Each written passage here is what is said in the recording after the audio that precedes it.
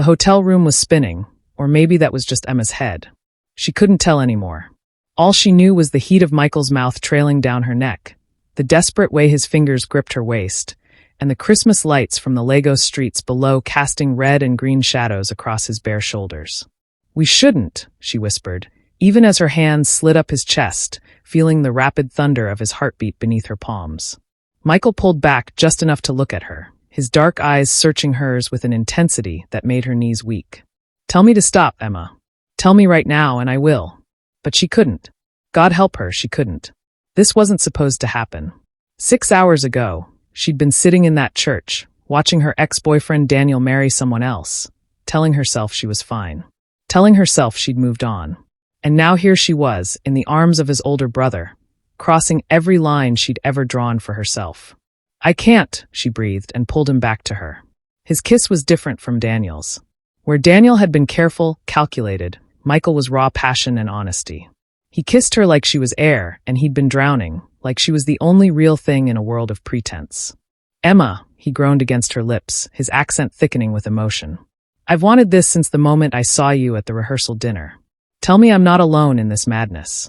She answered by pulling him closer, and as they tumbled onto the bed together, Christmas carols drifted up from the street party below, mixing with the sound of their racing hearts and whispered confessions in the dark. Welcome back to African Love Chronicles, your favorite place for stories soaked in passion and soul-deep romance. If you're new here, don't forget to like, subscribe, and drop a comment to tell us your favorite part of the story. Your support keeps these love tales flowing strong. Thanks for always supporting us. Now grab your popcorn and let's dive in. Emma stood in her apartment kitchen, staring at the cream-colored envelope like it might bite her. The return address was elegant, expensive, everything she'd expected from Daniel's family. But it was the words printed inside that made her stomach clench. "Mr. and Mrs. Peter Okonkwo request the honor of your presence at the marriage of their son, Daniel Peter Okonkwo, to Miss Rachel Adeyemi. You're not actually considering going, are you?" Emma looked up to find her best friend, Joy, leaning against the doorframe with her arms crossed, and that look on her face, the one that said she was already planning an intervention.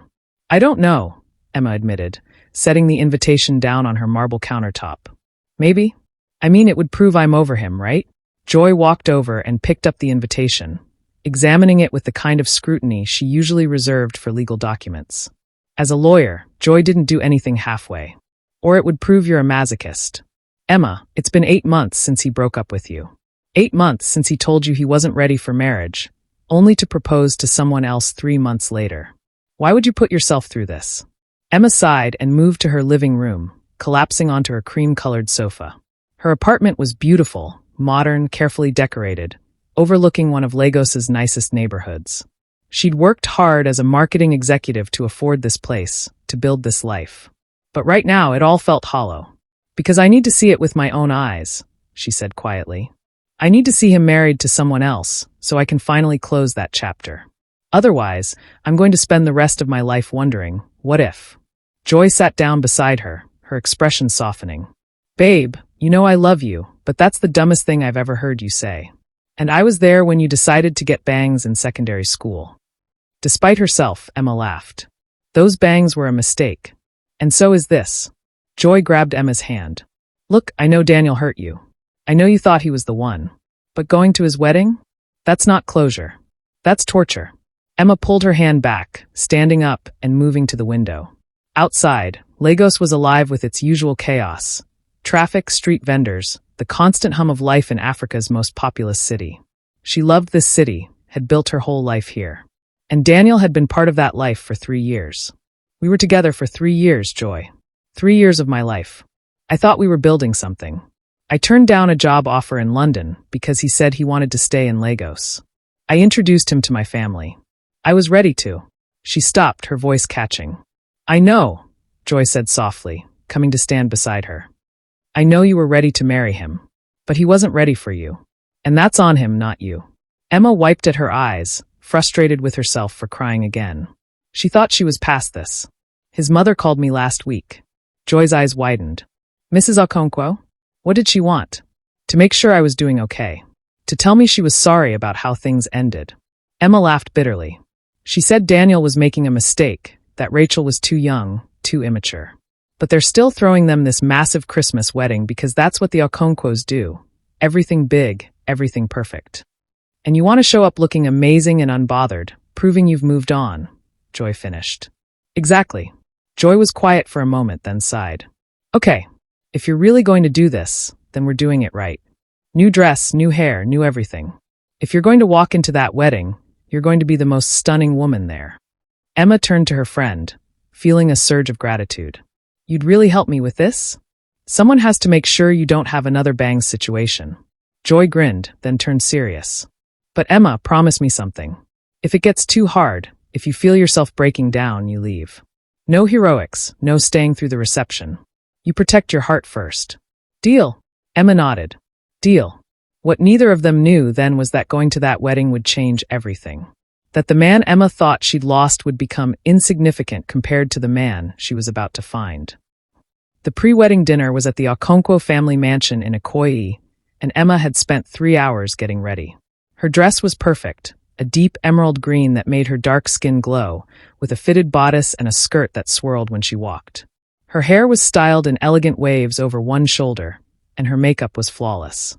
She looked like a woman who had her life together. She looked like she'd moved on. She felt like she might throw up. Breathe, Joy whispered beside her as they walked up the long driveway. The mansion was lit up with fairy lights and Christmas decorations, even though it was still November. The Okonkwos always started their Christmas celebrations early. It was their thing. I'm breathing, Emma muttered, clutching her small purse like a lifeline. You're hyperventilating. There's a difference. They reached the entrance, where a uniformed attendant checked their names off a list.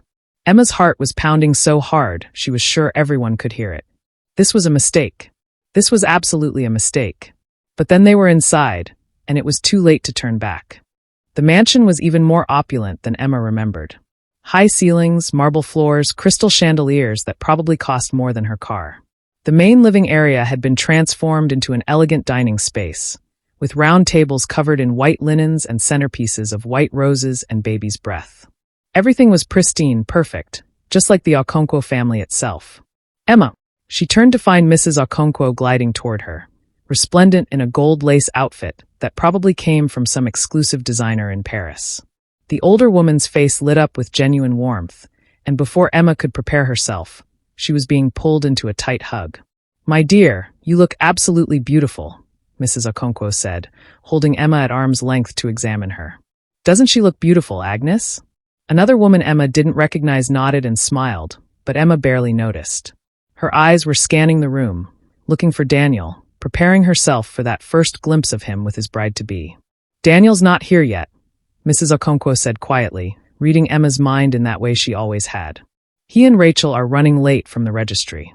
But Michael's here. You remember Michael, don't you? Daniel's older brother. Emma's mind flashed to a vague memory of a tall man at one of the Okonkwo family gatherings she'd attended with Daniel. She'd barely spoken to him.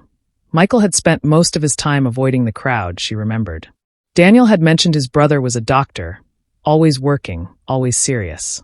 I think so, Emma said politely. Well, you'll get a chance to catch up. He just got back from a medical conference in South Africa. I keep telling him he works too much. But does he listen to his mother? No. Mrs. Okonkwo shook her head with fond exasperation. Let me introduce you around, dear. I want everyone to see how well you're doing. The next hour was a blur of introductions and polite conversations. Emma smiled until her face hurt, accepted compliments on her dress, and fielded questions about her job with practiced ease. Joy stayed close, running interference when needed, steering her away from topics that got too personal. It wasn't until Emma excused herself to the bathroom that she finally had a moment alone. She stood in the powder room, gripping the marble sink and staring at her reflection. Her makeup was still perfect, her smile hadn't cracked. On the outside, she looked exactly like she'd planned, confident, moved on, thriving. On the inside, she felt like she was dying. You can do this, she whispered to her reflection. Just a few more hours. Smile, be gracious, and then you never have to see him again. She took a deep breath, fixed her lipstick, and headed back out. The hallway leading back to the main room was quieter, dimly lit. Emma was almost to the doorway when she collided with someone coming around the corner. Oh, I'm so sorry, she started, then looked up. The man was tall. That was her first thought. Tall, with broad shoulders that filled out his navy suit jacket perfectly. But it was his face that made her breath catch. Strong jawline, deep-set eyes that were somehow both gentle and intense, and a mouth that looked like it didn't smile often, but would be devastating when it did. "My fault," he said, his voice deep and warm. "I wasn't watching where I was going. Are you all right?" "I'm fine," Emma managed, suddenly very aware that his hands were on her arms, steadying her. "Thank you." He let go immediately, taking a step back, but his eyes stayed on hers. There was something in his gaze, recognition maybe? Or something else she couldn't quite name. "You're Emma," he said. It wasn't a question. "Yes. And you're?" She trailed off, studying him more closely. There was something familiar about his features, about the way he held himself. "Michael. Daniel's brother." He extended his hand, and when she took it, his grip was firm, warm. "I've heard a lot about you." "Oh." Emma felt her cheeks heat. She could only imagine what Daniel had told his family about their breakup. "All good things, I hope?" A ghost of a smile crossed Michael's face. "My mother thinks you're a saint for putting up with Daniel as long as you did." The comment was so unexpected that Emma laughed. A real laugh, the first genuine one she'd managed all evening. "Your mother is very kind. My mother is very observant." Michael was still holding her hand, she realized, and the moment he seemed to realize it too, he let go quickly. "I'm sorry. That was inappropriate. I just meant." "It's okay," Emma said softly. "I know what you meant." They stood there for a moment, the sounds of the party muffled in the distance, neither of them quite moving to leave. There was something in the air between them, something Emma couldn't name but could definitely feel. It was like standing too close to a flame, not burning but aware of the heat, the potential for combustion. "Emma, there you are." Joy's voice broke the spell, and they both stepped back as her friend appeared in the hallway. Joy looked between them, her lawyer brain clearly processing the scene, but she said nothing except, "Daniel and Rachel just arrived. I thought you'd want to know." "Right. Yes. Thank you." Emma smoothed down her dress unnecessarily, not looking at Michael. "It was nice meeting you properly." "You too," he said quietly. "Emma." But she was already walking away, Joy's arm linked through hers, and whatever he'd been about to say was lost. Emma saw Daniel across the room before he saw her. He looked the same, handsome in that clean-cut corporate way, wearing a tailored suit that probably cost a fortune. His arm was around a petite woman with a heart-shaped face and long braids who must be Rachel. She was pretty, Emma noted with a pang. Young, probably mid-20s, with an infectious smile and animated gestures. She was everything Emma wasn't. Light where Emma was serious. Carefree where Emma was controlled. Young where Emma was, well, Emma was only 30, but she suddenly felt ancient. "He doesn't deserve either of you," Joy muttered beside her. Emma squeezed her friend's hand. "I'm fine." But she wasn't fine. Seeing Daniel with Rachel, seeing how he looked at her with that soft expression Emma remembered from their early days, it hurt more than she'd expected.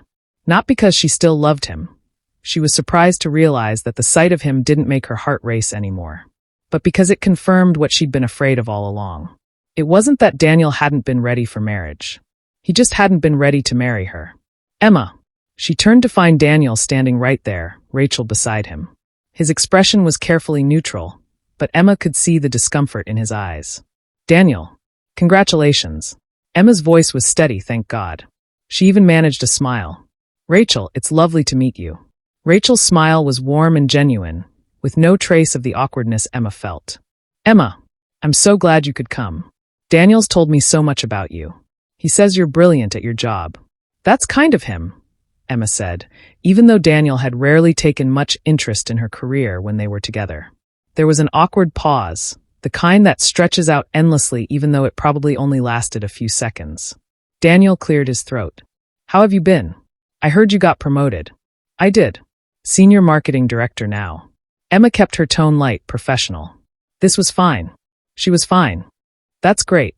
Really great." Daniel glanced at Rachel, then back at Emma. "Listen, I'm really glad you came. I know things ended badly between us, but I want you to know that I hope we can be friends. Eventually. Friends." The word felt like a slap, even though Emma knew it shouldn't. What had she expected? That he'd confess he'd made a mistake? That seeing her would make him realize Rachel was wrong for him? "Of course," Emma heard herself say. "I want you to be happy, Daniel." It was the right thing to say. The mature, gracious thing. And the terrible part was she meant it. Despite everything, despite the hurt and the confusion and the nights she'd spent crying over him, she did want him to be happy. She just wished his happiness didn't feel like a rejection of everything they'd been together. Rachel said something about needing to greet other guests, and they moved away. Emma watched them go, feeling Joy's supportive presence beside her. "You did great," Joy said quietly. "But we can leave now if you want. You've proven your point." Emma was about to agree when she felt someone's gaze on her. She turned and found Michael standing across the room, watching her with an expression she couldn't quite read. When their eyes met, he didn't look away. Instead, he lifted his glass slightly, a small gesture that somehow felt like acknowledgement. Like he saw what that conversation had cost her. She nodded back, just slightly, and something passed between them. Understanding, maybe. Or recognition of shared pain. Michael had mentioned his mother being observant.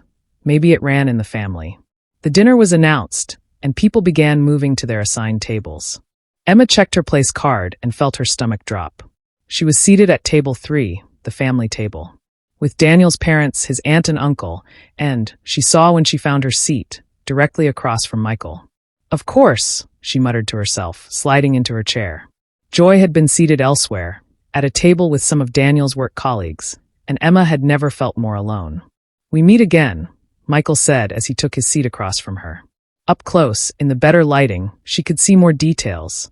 The fine lines around his eyes that suggested he spent a lot of time thinking deeply about things, the slight shadow of stubble on his jaw, the way his suit jacket pulled across his shoulders. "Apparently the universe has a sense of humor," Emma replied, then winced. "Sorry. That came out more bitter than I intended. Don't apologize. If I were in your position, I'd probably be bitter too." He leaned forward slightly, lowering his voice. "For what it's worth, I think you're handling this with remarkable grace. You don't know me well enough to know if this is grace or just good acting. Maybe not. But I know my brother, and I know what it costs to maintain composure around the Okonkwo family." There was something in his voice, not quite bitterness, but definitely weariness. "We're good at putting on shows." Before Emma could respond, Mrs. Okonkwo took her seat at the head of the table, followed by Mr. Okonkwo and the rest of the family. Appetizers were served. Some elaborate seafood dish that probably tasted amazing, but Emma could barely force down past the lump in her throat. "So, Emma," Mr. Okonkwo said, his voice booming across the table. "How is your work?" "Still at Henderson Marketing." "Yes, sir. I was recently promoted to senior director." "Excellent. That's wonderful news." He nodded approvingly. "Daniel always said you were sharp. Wasted in marketing, really. You should have gone into business proper." It was a backhanded compliment at best, but Emma smiled graciously. "I enjoy what I do, sir." "Michael here is doing very well too," Mr. Okonkwo continued, as if it was a competition. "Just published another paper in some big medical journal." "What was it about, son?" "The heart thing. Cardiovascular disease in young adults," Michael said, his tone suggesting he'd had this conversation many times. "Specifically looking at preventative measures in high-risk populations." "Very important work," Mrs. Okonkwo added. "He's saving lives, this one. Not like his brother, pushing papers around an office." The dig at Daniel was subtle but definitely there, and Emma saw Michael's jaw tighten slightly. So there was tension between the brothers, or at least between their parents' expectations of them. The dinner continued, courses coming and going. Emma found herself drawn into conversations with Michael despite her best intentions to keep her distance. He was easy to talk to, she discovered. Thoughtful, with a dry sense of humor that caught her off guard. He asked about her work with genuine interest, and when she talked about a campaign she was developing for a new tech startup, he actually seemed engaged. "You clearly love what you do," he observed as dessert was being served. "That's rare. Do you love what you do?" Emma asked, then immediately regretted the personal question. But Michael didn't seem to mind. "Most days, yes. The science fascinates me. The research, the problem-solving, the potential to actually help people." He paused, turning his wine glass in his hands. "But it can be lonely. I spend a lot of time in labs and hospitals surrounded by colleagues but not really connecting." "That does sound lonely," Emma said softly. He looked up at her then, really looked at her, and Emma felt that same heat from earlier, that awareness that something was happening between them. Something neither of them had planned, but both of them felt. "Michael," Daniel's voice broke the moment. He'd come up to the table with Rachel in tow. "I see you've met Emma. We've been having a fascinating conversation about epidemiology, Michael said smoothly, his expression closing off again. Daniel laughed. Of course you have. Leave it to my brother to make dinner conversation about disease. He clapped Michael on the shoulder in what was probably meant to be brotherly affection, but came across as patronizing. You should try to have more fun, man. Not everything has to be so serious. Right, Michael said, his voice neutral. I'll work on that. Emma watched the exchange with interest. There was definitely something there, some old wound, some dynamic she didn't fully understand. And the way Michael's whole demeanor changed around Daniel, becoming more closed off, more guarded. She understood that feeling. She'd spent 3 years trying to be what Daniel wanted, molding herself to fit into his life. Maybe Michael had spent even longer doing the same thing. The dinner wound down, and guests began mingling again. Emma excused herself from the table, needing air, needing space. She found her way to the mansion's back terrace, grateful for the cool November breeze and the relative quiet. Legos stretched out below, lights twinkling in the darkness. From here, she could see the lagoon in the distance, could hear the faint sounds of the city that never really slept. She leaned against the railing, closing her eyes, trying to center herself. Hiding. Emma's eyes flew open.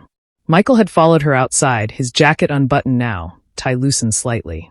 He looked more relaxed out here, away from the party, away from the expectations. Taking a break, she corrected. There's a difference. He came to stand beside her, not too close, but close enough that she could smell his cologne. Something subtle and expensive. They stood in comfortable silence for a moment, both looking out at the city. I'm sorry, Michael said finally. About Daniel. About all of this. You don't have to apologize for your brother's choices. Maybe not. But I can apologize for the situation. I know this can't be easy. Emma turned to look at him. Can I ask you something? And will you give me an honest answer? I'll try. Did you know he was going to propose to her? While he was still with me, did you know? Michael was quiet for a long moment, his expression troubled. When he finally spoke, his voice was careful. I knew he was confused. I knew he was pulling away from you. But I didn't know about Rachel, not at first. By the time I found out, he trailed off, shaking his head. I told him he was making a mistake, that he was throwing away something real for something shiny and new. But Daniel's never been very good at listening to advice he doesn't want to hear. What did he say? That you wanted different things. That you were too focused on your career, too independent. That Rachel made him feel needed. Michael's expression darkened. Which is bullshit, by the way. What he meant was that Rachel is young enough to mold into what he wants, while you had the audacity to be your own person. The bitterness in his voice surprised Emma. You don't like her. I don't know her well enough to like or dislike her. But I don't like what she represents, which is my brother running away from a real relationship because it required actual work. He turned to face her fully. You deserved better than what he gave you, Emma. I hope you know that. Emma felt tears prick her eyes and blinked them back furiously. That's a nice thing to say. But it doesn't really help, does it? At the end of the day, I wasn't enough for him. No. Michael's voice was firm, and he stepped closer, his intensity startling. That's not what happened. You were more than enough. He wasn't enough for you. There's a difference. They were standing very close now, close enough that Emma had to tilt her head back to meet his eyes. Close enough that she could see the flecks of gold in his dark irises, could see the way his jaw clenched like he was holding something back. Michael. Uncle Michael. Uncle Michael. A small boy came barreling onto the terrace, followed by an exasperated-looking woman. Sorry, the woman said. David, you can't just run off like that. The moment broken, Michael stepped back and scooped up the child. Hey, buddy. What's going on? Mama said Uncle Daniel is getting married, and there's going to be cake. That's right. Very exciting. Michael's whole demeanor had changed with the child in his arms, softer, more open. David, this is my friend Emma. Can you say hello? Hello, David said shyly, then buried his face in Michael's shoulder. This is my nephew, Michael explained to Emma. My sister Patricia's son. Patty, this is Emma. Emma, my sister Patricia. Patricia's eyes widened with recognition. Oh, you're Emma. Mama's been talking about you all evening. She gave Emma a warm smile. It's lovely to meet you properly. I'm sorry about, well. She gestured vaguely back toward the party. It's fine, Emma said automatically, though it was getting less fine by the minute. How many members of Daniel's family had been discussing her tonight? Come on, David. Let's get you that cake. Patricia held out her arms for her son, but the boy clung to Michael. Uncle Michael, come too. I'll be right behind you, buddy. Promise. Michael set the boy down, and Patricia led him back inside, but not before giving Emma a knowing look that made her want to sink into the floor. Your family is very, Emma started. Overwhelming? Opinionated? Unable to mind their own business? I was going to say observant. Michael laughed, a real laugh that transformed his face. That's a diplomatic way of putting it.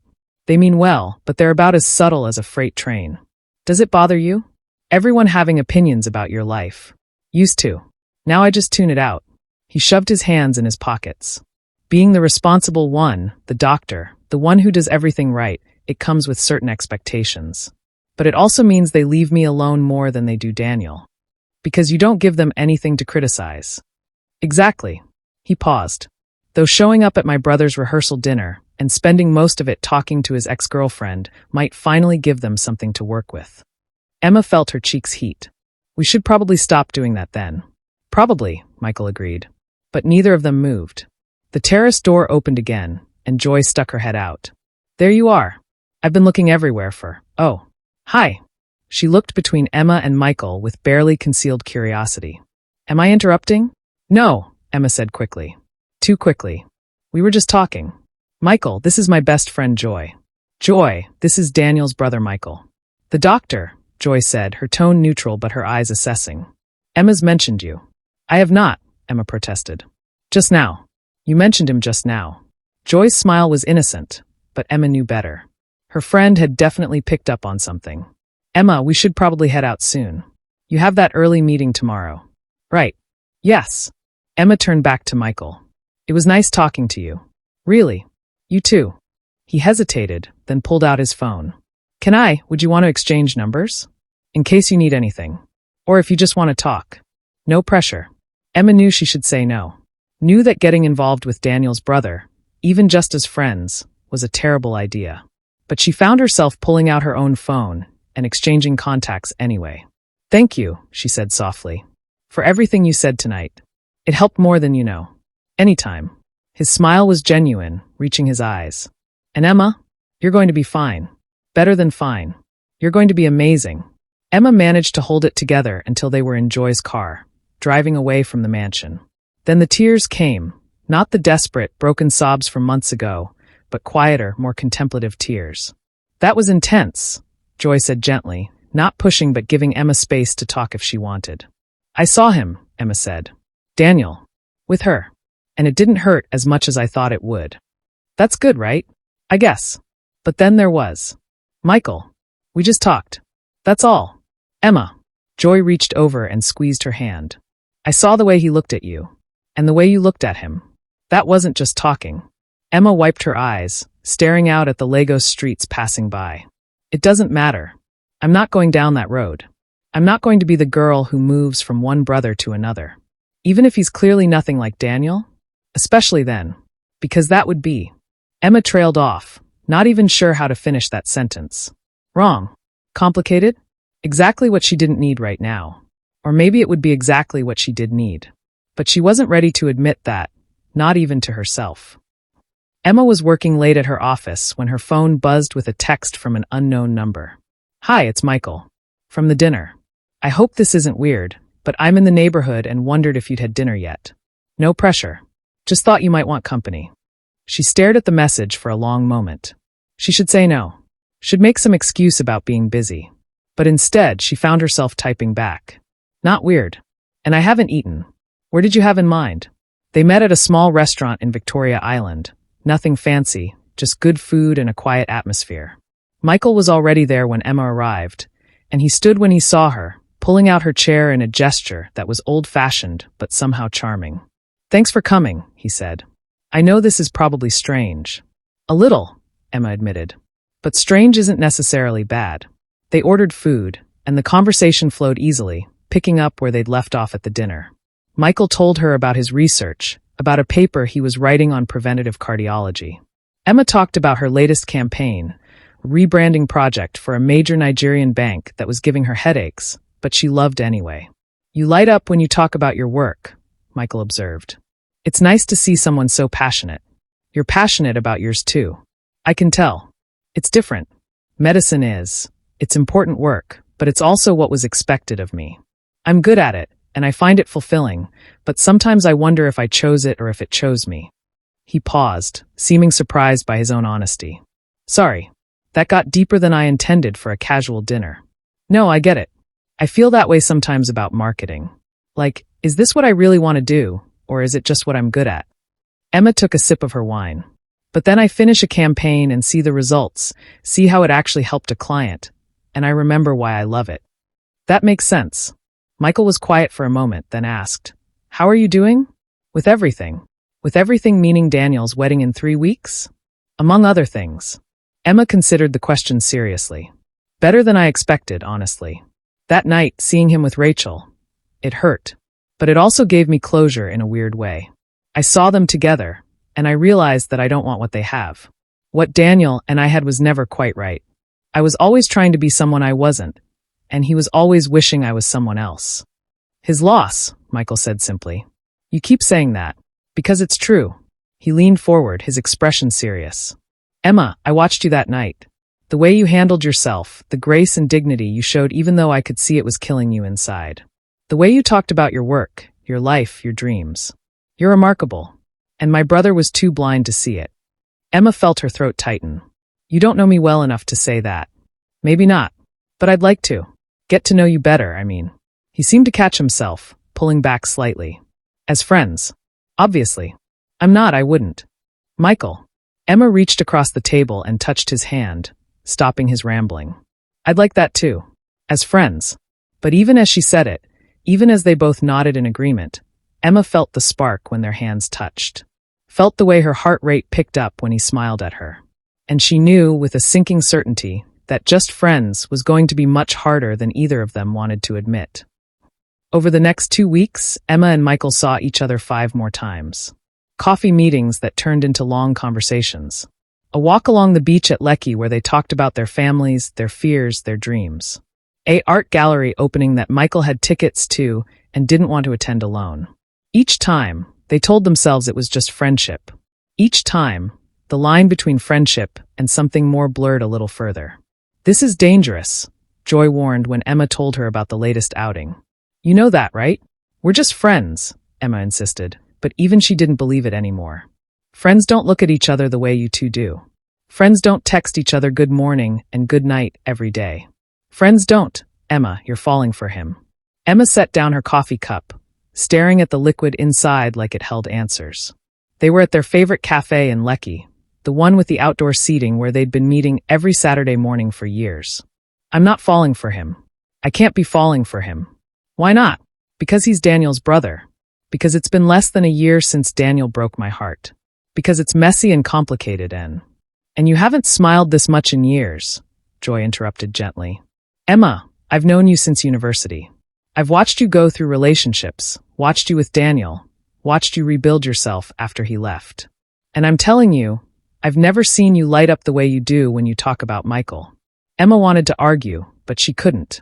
Because Joy was right. These past 2 weeks had been different. With Daniel, she'd always felt like she was performing, trying to be the right kind of girlfriend, the right kind of partner. With Michael, she could just be herself. He asked questions and actually listened to the answers. He shared his own vulnerabilities without expecting her to fix them. He made her laugh, made her think, made her feel seen in a way she hadn't realized she'd been missing. What am I supposed to do? Emma asked quietly. The wedding is in a week. His whole family will be there. And even if there is something between us, how could we ever act on it? It would hurt so many people. Would it? Or is that just what you're telling yourself because you're scared? Emma's phone buzzed before she could answer. It was Michael. Good morning. I know we said we'd take a break until after the wedding, but I can't stop thinking about what you said last night about the campaign. I had an idea. Coffee today. Emma showed the message to Joy, who raised an eyebrow. You're supposed to be taking a break? We decided it would be easier. Less complicated. Give us both space to think clearly before the wedding. And how's that working out? Emma looked at the message again, feeling that familiar flutter in her chest. Terribly. She typed back, coffee sounds good. Usual place? 2 p.m.? His response was immediate. Perfect. See you then. Joy shook her head, but she was smiling. You're in trouble, girl. I know, Emma admitted. I really, really know. But when Emma arrived at the cafe that afternoon, ready to see Michael, ready to maybe finally admit that this was more than friendship, she found him sitting across from a woman. A beautiful woman with a warm smile and her hand on his arm. Emma froze in the doorway. Michael looked up, saw her, and his face brightened. Emma, there you are. Come, sit. I want you to meet someone. He gestured to the woman beside him. This is Dr. Helen Adebayo. Helen, this is Emma, the friend I was telling you about. Friend. The word stung more than Emma wanted to admit. Helen stood and extended her hand, her smile genuine and kind. It's so lovely to meet you. Michael's told me so much about you. About your marketing work, especially. It sounds fascinating. Emma shook her hand automatically, her mind racing. Who is this woman? Why was Michael introducing them? Helen and I worked together at the hospital, Michael explained as they all sat down. She just got back from a fellowship in London. We were colleagues before she left, and... He paused, glancing at Helen with an expression Emma couldn't quite read. Well, we were more than colleagues, actually.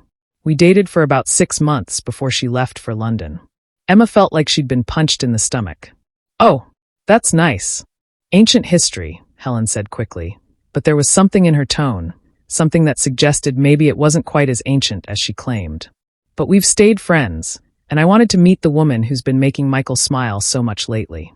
Helen's being dramatic, Michael said, but his ears had gone slightly red. Emma and I have just been getting to know each other. She's going through a difficult time, and I wanted to be supportive. Going through a difficult time. Is that how he saw this? Emma felt like an idiot. She'd been reading way too much into their conversations, their coffee dates, the way he looked at her. He was just being kind to his brother's ex-girlfriend. Nothing more. That's very sweet of you, Emma managed, her professional smile firmly in place. But I'm actually doing much better now. In fact, I should probably get going. I just remembered I have some work to finish this afternoon. But you just got here, Michael protested. And I wanted to tell you about that idea for your campaign. You can text it to me, Emma said, standing up. It was lovely to meet you, Helen. Michael, I'll see you at the wedding. She was out the door before he could respond, her heart pounding, her eyes burning with unshed tears. She made it to her car before the first sob escaped. Stupid. She was so stupid. Of course he didn't feel the same way. Of course their friendship was just that, friendship. He was probably still in love with Helen, probably hoping to rekindle things now that she was back from London. And Emma was just the convenient distraction, the charity project to make him feel better about his brother's behavior. Her phone rang. Michael. She ignored it. It rang again. She turned it off. The next few days were torture. Michael texted, called, even showed up at her office, but Emma refused to see him. She told herself it was for the best. Whatever she'd been feeling, whatever she'd thought might be developing between them, it was clearly one-sided. Better to end it now before she got hurt even worse. Joy thought she was being ridiculous. You won't even let him explain? There's nothing to explain, Emma said, throwing herself into work with a vengeance. I misread the situation. It happens. Now I'm correcting course. By running away? By protecting myself. But as the wedding day approached, Emma's resolve started to crack. She missed him. Missed their conversations. Missed his laugh. Missed the way he made her feel like she mattered. And she hated herself for missing him, for letting herself get attached when she'd promised herself she wouldn't. The day before the wedding, Emma's phone buzzed with a text. Not from Michael, from Mrs. Okonkwo. Asterisk, my dear, I hope you're still planning to come tomorrow. I know things might be complicated, but I'd really love to see you there.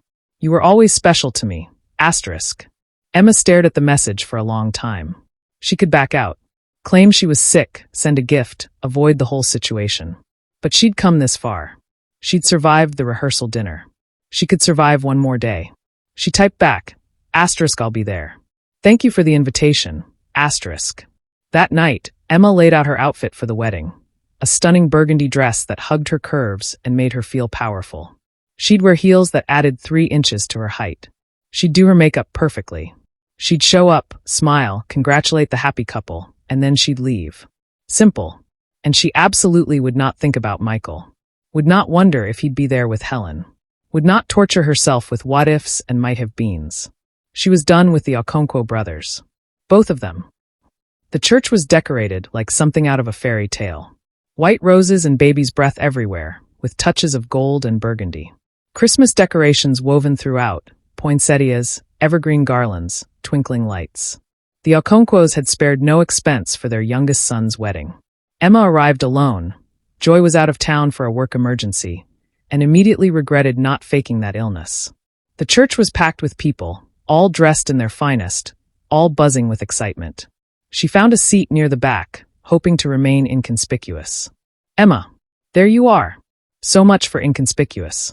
Patricia, Michael's sister, slid into the pew beside her, David bouncing on her lap. I was hoping you'd come. Michael said you might not. Michael talks about me? Emma couldn't help asking. Constantly. He's been miserable for the past few days. Won't tell anyone why, but... Patricia gave her a knowing look. He really wanted to see you today.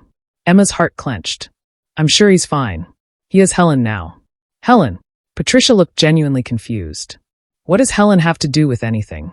Before Emma could respond, the music started. Everyone stood as the bridal party began their procession. Emma watched as Rachel's bridesmaids walked down the aisle in their champagne-colored dresses, followed by the groomsmen in their black tuxedos. And then Michael appeared, walking down the aisle as one of Daniel's groomsmen. He looked devastating in his tux, his expression serious as he took his place at the altar. His eyes scanned the crowd, and when they found Emma, he stopped. Just for a second, everything else seemed to fall away. The hurt, the confusion, the anger. It all crystallized into one moment of perfect clarity. She'd fallen in love with him. Somewhere between coffee dates and beach walks and late-night phone calls, she'd fallen completely and irrevocably in love with Michael Okonkwo. And judging by the way he was looking at her, the way his whole face had transformed when their eyes met, maybe, just maybe, she wasn't alone in that feeling. Then the wedding march began, and everyone turned to watch Rachel make her entrance, and the moment was broken. The ceremony was beautiful. Rachel looked radiant, Daniel looked happy, and Emma felt nothing. No heartbreak, no jealousy, no regret. Just a distant sense of this could have been me, followed immediately by profound relief that it wasn't. She didn't want Daniel. She'd never really wanted Daniel, she realized. She'd wanted the idea of Daniel, the stability, the future, the picture-perfect life. But she'd never wanted him, not the way she wanted Michael. Not with this bone-deep certainty that being with him would feel like coming home. The ceremony ended, and guests began filing out for the reception at a nearby hotel. Emma hung back, trying to avoid the crush of people, when someone grabbed her arm. Emma, please, can we talk? It was Michael, still in his tux, his tie slightly loosened. He looked desperate and determined in equal measure. I don't think that's a good idea, Emma said, even as her treacherous heart leapt at his touch. 5 minutes. That's all I'm asking. 5 minutes to explain. When she hesitated, he added, Please. You've been avoiding me for days, and I can't. I need you to understand. Against her better judgment, Emma nodded. Michael led her away from the crowds, down a quiet hallway in the church. They ended up in a small courtyard garden, private and peaceful, with a fountain bubbling in the corner. Helen means nothing to me, Michael said without preamble. Not romantically. Not anymore. What we had was years ago, and it ended for good reasons. She came back to Lagos, wanted to catch up, and I thought, stupidly, that it would be good to have her meet you. To have someone else see how incredible you are. Why would you want that? Emma asked, her voice barely above a whisper. Because I'm falling in love with you, and it terrifies me. Michael ran his hand through his hair, messing up the careful styling. I know the timing is terrible. I know this situation is complicated. But Emma, I can't keep pretending this is just friendship. I can't keep acting like seeing you doesn't make my whole day better. Like talking to you isn't the thing I look forward to most. Emma's breath caught. Michael, let me finish. Please. He stepped closer, his eyes intense. I've spent my whole life doing the right thing. Being the responsible one, the one who never makes waves. And it's made me careful. Maybe too careful. I don't take risks. I don't follow my heart. I follow logic and reason and what makes sense. And this doesn't make sense, Emma said softly. Not even a little bit. You're my brother's ex-girlfriend. The timing is terrible. My family would have opinions. Your friends would have opinions. It would be messy and complicated, and probably the most impulsive thing I've ever done. He took her hands in his, and Emma felt electricity shoot through her at the contact. But I don't care. I'm tired of being careful. I'm tired of doing what's expected instead of what I want. And what I want is you. Emma felt tears spring to her eyes. I thought you just felt sorry for me. That I was some kind of charity project. Sorry for you? Michael laughed, but it wasn't unkind. Emma, you're the strongest person I've ever met. You walked into my parents' house knowing you'd have to face Daniel, and you held your head high. You've built an incredible career. You know who you are and what you want. I don't feel sorry for you. I'm in awe of you. Then why did you introduce me to Helen like I was just some friend? Why did you? Because I'm an idiot, Michael interrupted. Because I panicked. Because I realized that what I was feeling for you was getting serious, and I got scared. So I called Helen, thinking that seeing her again would remind me why we didn't work, would help me get perspective. Instead, I spent the entire coffee date talking about you and realizing that what I felt for her was nothing compared to what I feel for you. They stood there in the garden, hands joined, the sounds of the wedding celebration distant and unimportant. Emma's mind was racing. This was crazy. This was impulsive and messy, and exactly what she'd promised herself she wouldn't do. But it also felt right. More right than anything had felt in a very long time. Say something, Michael pleaded. Even if it's to tell me I'm crazy. That this can't work. That I've ruined everything. Just say something. You're crazy, Emma said, and watched his face fall before she smiled. But so am I. Because I feel the same way. The relief on his face was almost comical. You do? I do. I've been fighting it for weeks, telling myself it was too soon, too complicated, too everything. But Michael, when I'm with you, I feel like I can breathe. Like I can be myself without apology. Like I'm enough exactly as I am. You are, he said fiercely. You're more than enough. You're everything. He pulled her closer, and Emma went willingly, rising up on her toes as he lowered his head. Their first kiss was soft, tentative, a question. But when Emma pressed closer, when her hands slid up to cup his face, the kiss deepened. It was nothing like kissing Daniel had been. This was fire and passion and coming home all at once. When they finally broke apart, both breathing hard, Michael rested his forehead against hers. We should probably get to the reception. Probably, Emma agreed, but neither of them moved. They're going to talk. My family, your friends, everyone. This won't be easy. I know. And we should take things slow. Figure this out carefully. Be smart about it. Absolutely, Emma said, then kissed him again because she couldn't help herself. When they finally made it to the reception, 20 minutes late, with Michael's tie crooked and Emma's lipstick smudged, they weren't fooling anyone. Patricia took one look at them and grinned. Mrs. Okonkwo's eyebrows rose, but there was something approving in her expression. Even Daniel, caught up in his own wedding festivities, noticed them arriving together and did a visible double take. But Emma found she didn't care. For the first time in months, maybe years, she felt truly happy. Not careful, not controlled, not performing. Just genuinely, messily, completely happy. The reception was in full swing by the time Emma and Michael found their assigned table. Of course they'd been seated together. Mrs. Okonkwo's matchmaking was subtle but effective. Patricia was there too, grinning like she'd won the lottery. Took you too long enough, she said as they sat down. I don't know what you mean, Michael said, but he was holding Emma's hand under the table, his thumb tracing circles on her palm. Oh please.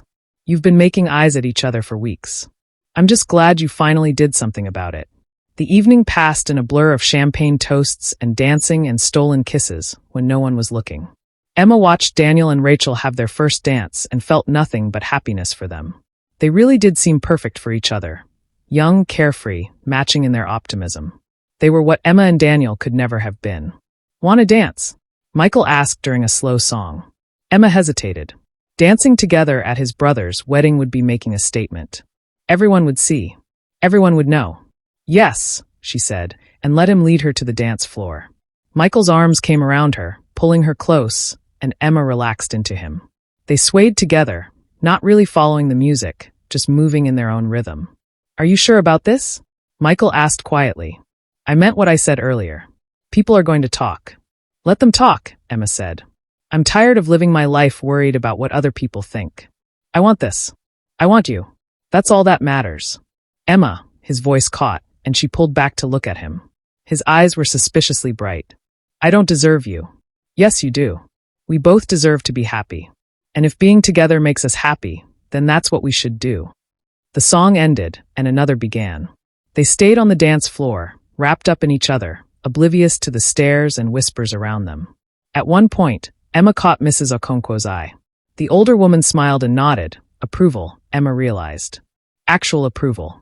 It wasn't until much later, when the party was winding down and guests were starting to leave, that Daniel approached them. Emma stiffened, expecting confrontation, but Daniel's expression was more confused than angry.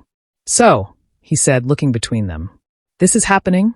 "Yes," Michael said simply, no apology in his voice.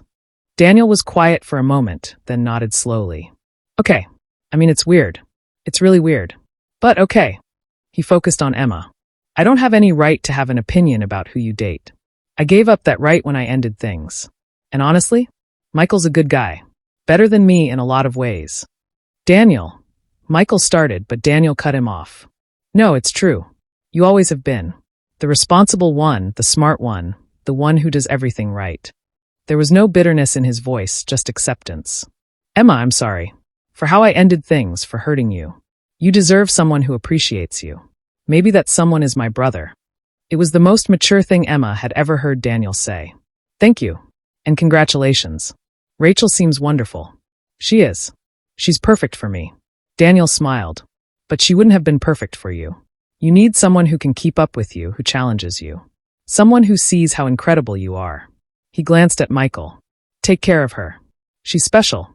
"I know," Michael said. After Daniel walked away, Emma let out a breath she didn't know she'd been holding. That went better than expected. "He's not wrong, you know.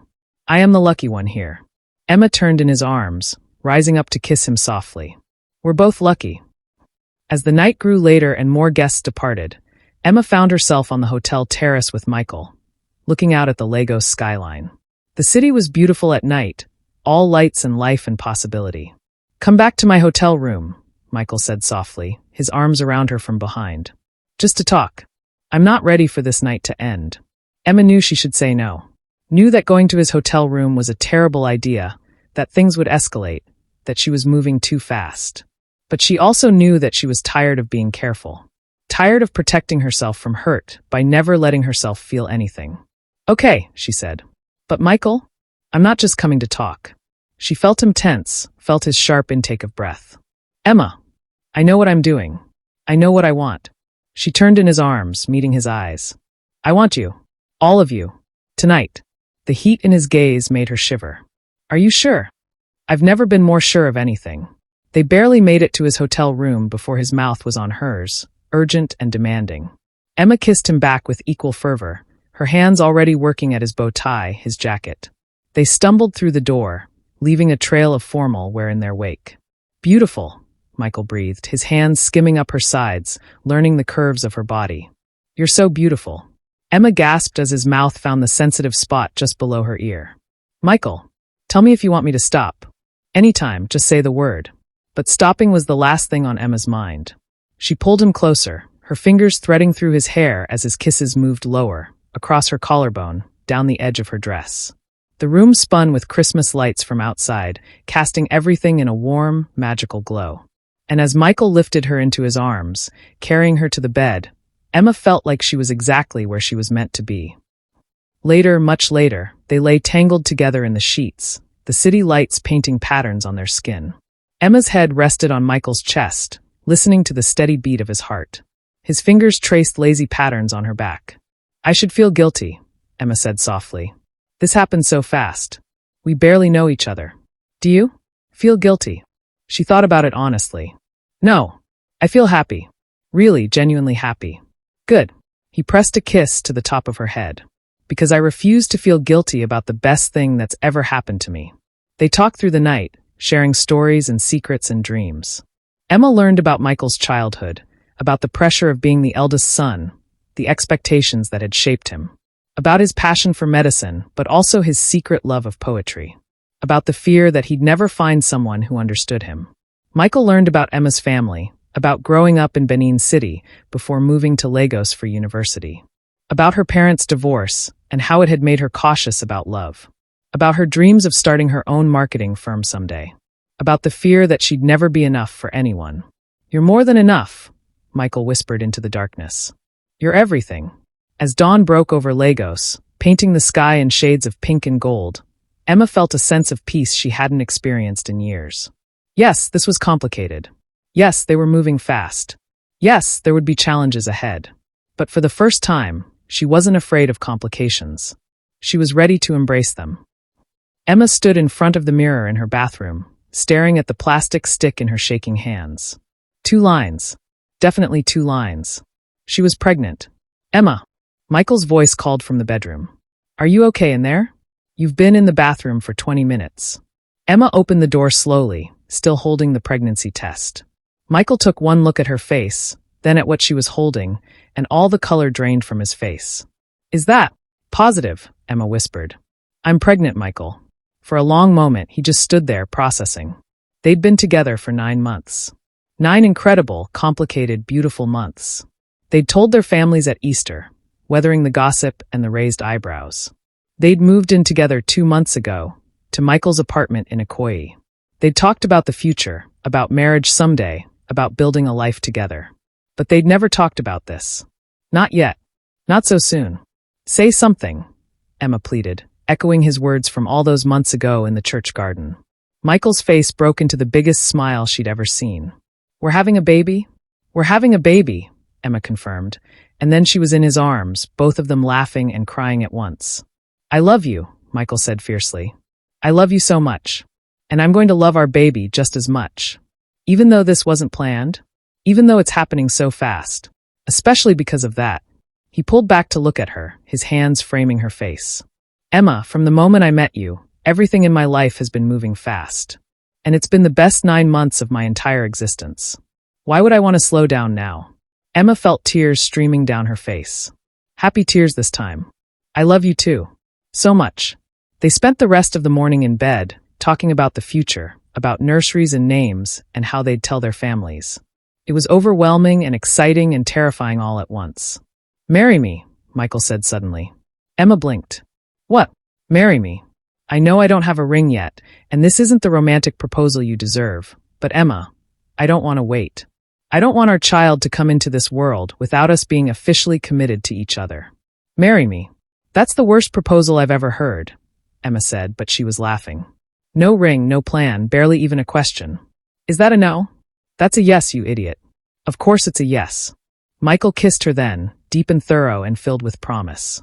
When they broke apart, both of them were grinning like fools. We're getting married, Emma said wonderingly. And having a baby. And probably giving your mother a heart attack when we tell her. Oh God, my mother. Michael groaned. She's going to have so many opinions. But they were both still smiling. Because opinions didn't matter. Gossip didn't matter. The only thing that mattered was this, the two of them, building a life together, ready to face whatever came next. Emma waddled into the living room, one hand on her very pregnant belly, to find Michael setting up what looked like 1,000 baby items. Michael, what is all this? The baby store had a sale, he said sheepishly, surrounded by boxes. I may have gotten carried away. Emma laughed, lowering herself carefully onto the couch. At 8 months pregnant, everything was difficult, walking, sleeping, putting on shoes. But watching Michael nervously assemble a crib while reading the instructions upside down, she'd never been happier.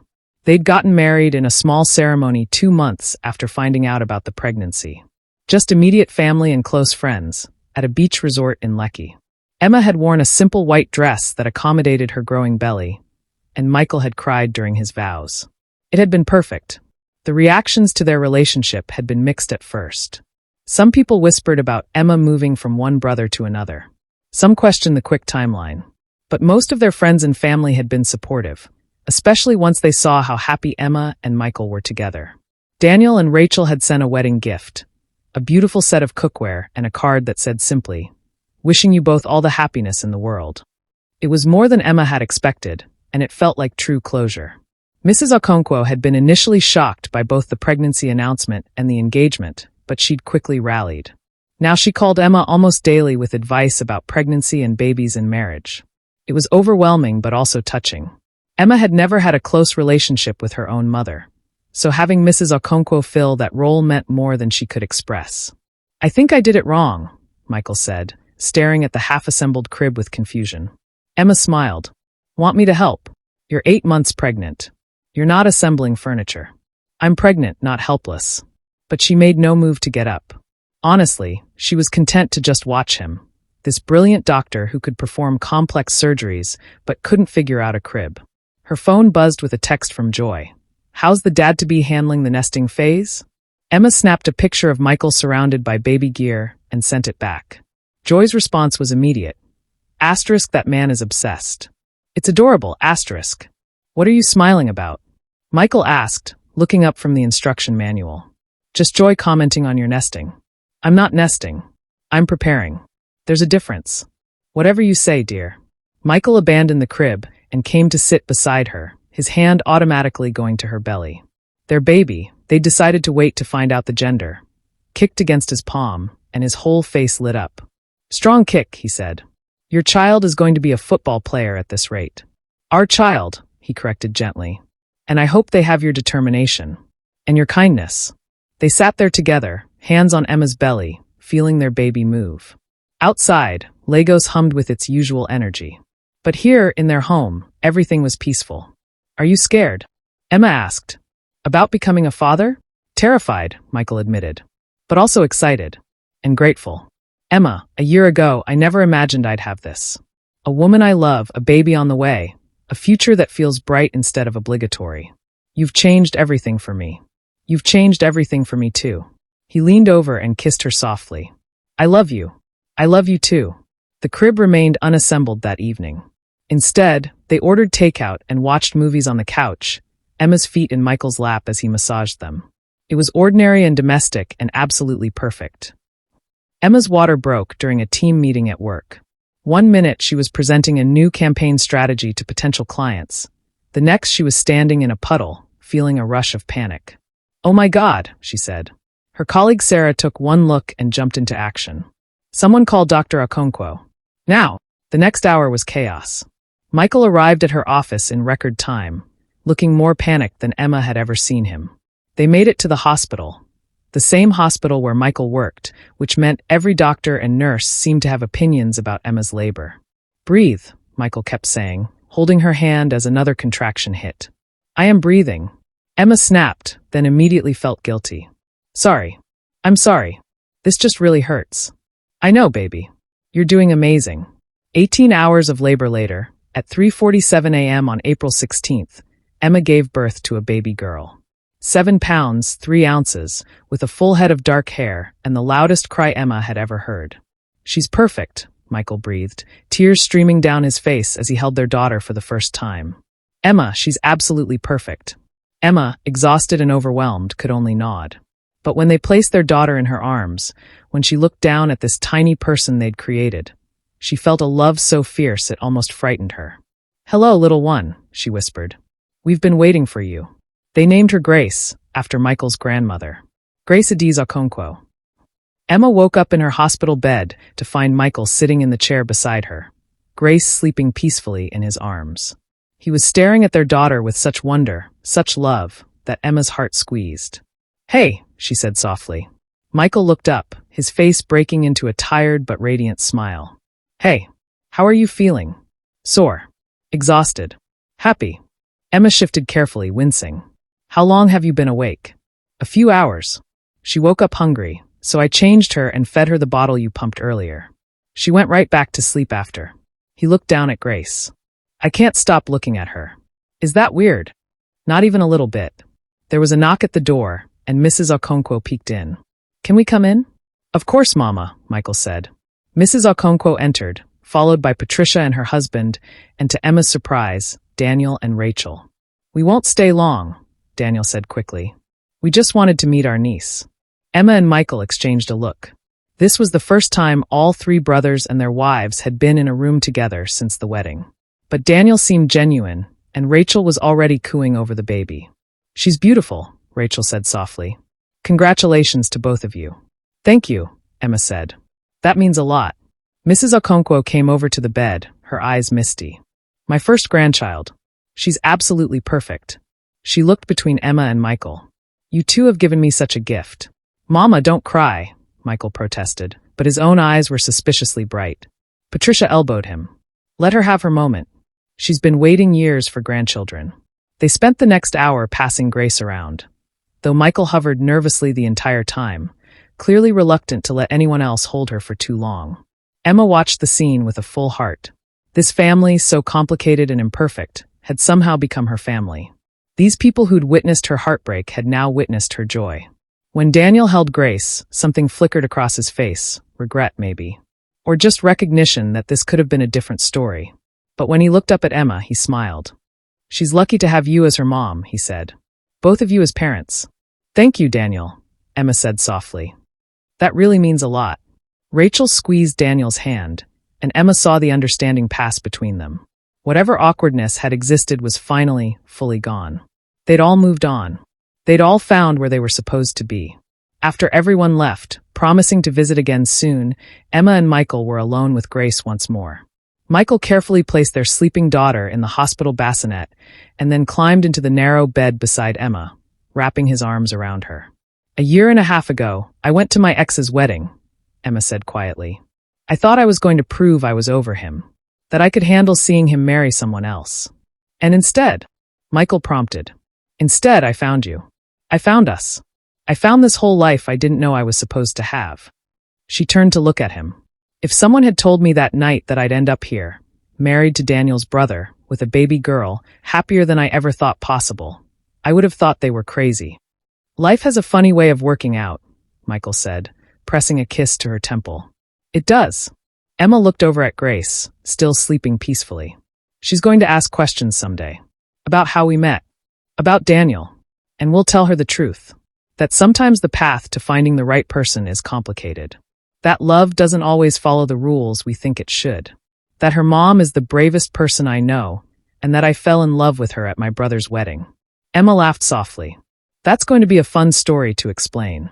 It's our story, and I wouldn't change a single thing about it." Grace was sitting up now, babbling and reaching for everything. Emma stood in the doorway of their living room, watching Michael play with their daughter on the floor. He was making silly faces, and Grace was giggling. That deep belly laugh that babies have that makes everything else seem insignificant. "Dada," Grace said clearly, and Michael froze. "Did she just Emma? Emma, did you hear that? She said dada." Emma laughed, coming into the room. "I heard it. Your daughter's first word is dada." "Of course it is." "Grace, say it again. Say dada." Michael looked like Christmas had come early. "Dada, dada, dada." Grace obliged, clearly pleased with herself.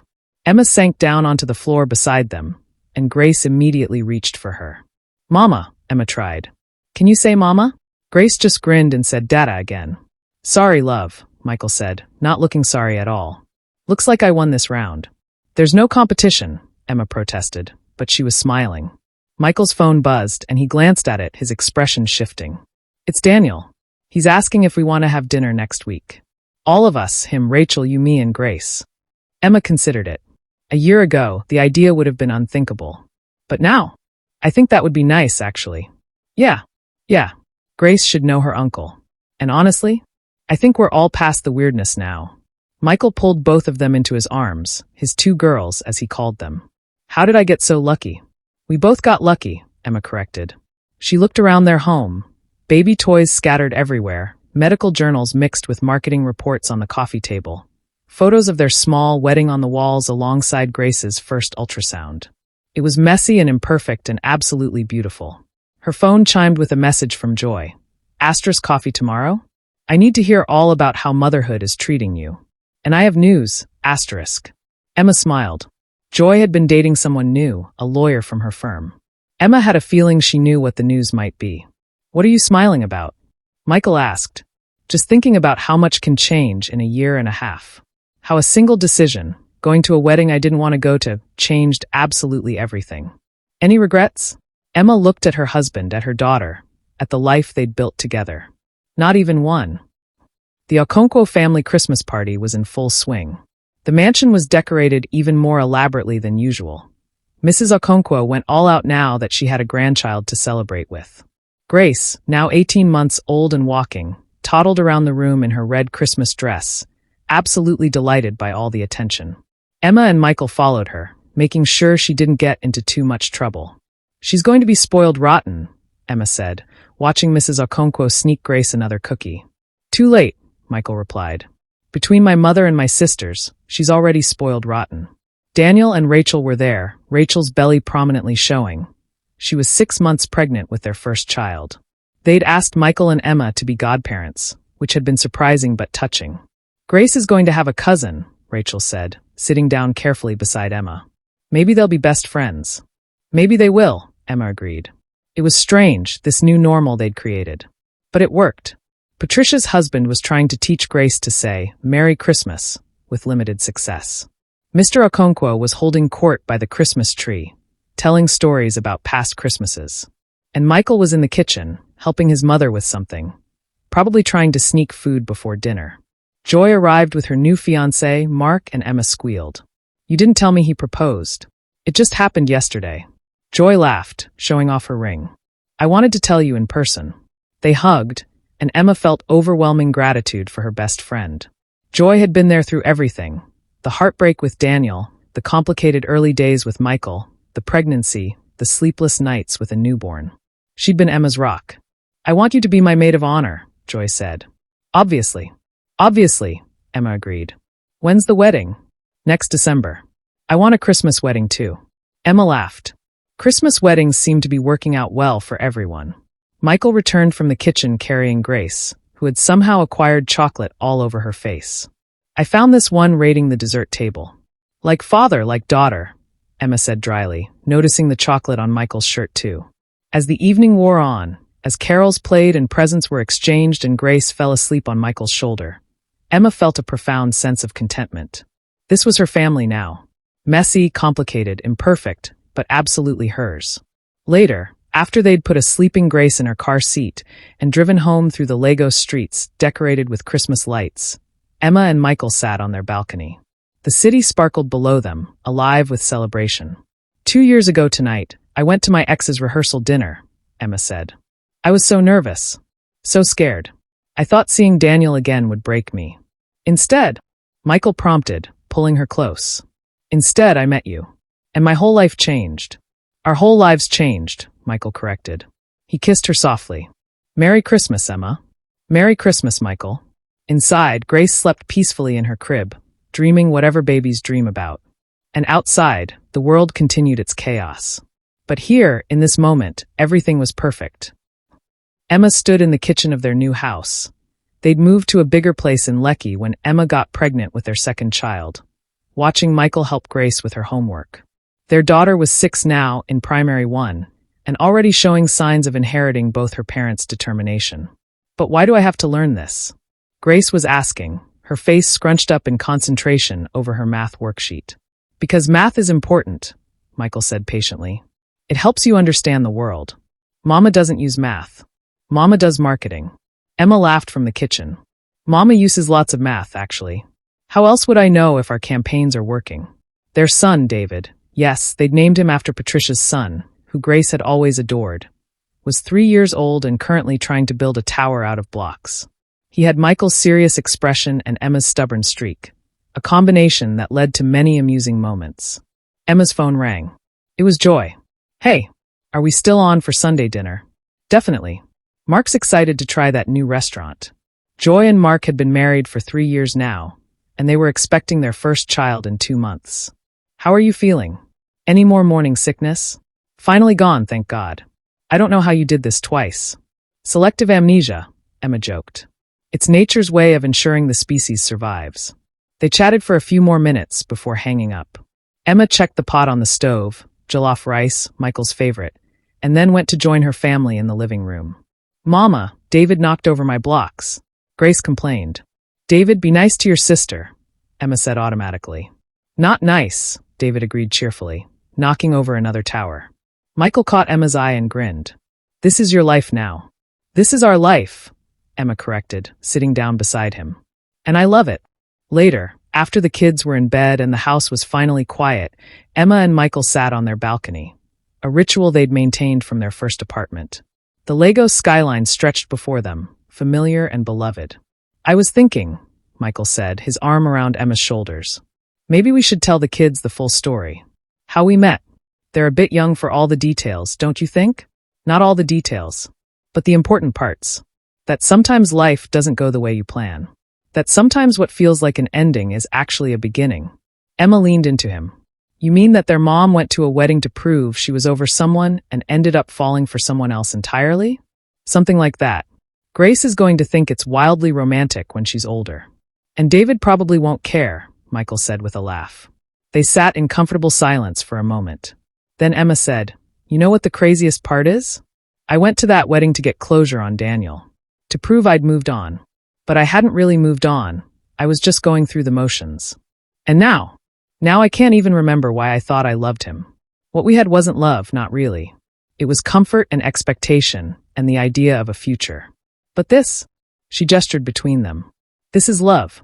The real, complicated, messy, beautiful kind." Michael kissed her temple. The best kind. The very best kind. Inside, they could hear David crying. Probably a nightmare. Michael stood up. "I'll get him. I'll come with you." They went together, as they did everything now, and found David sitting up in his bed, tears on his cheeks. Michael scooped him up while Emma sat on the bed, and they comforted him until he fell back asleep.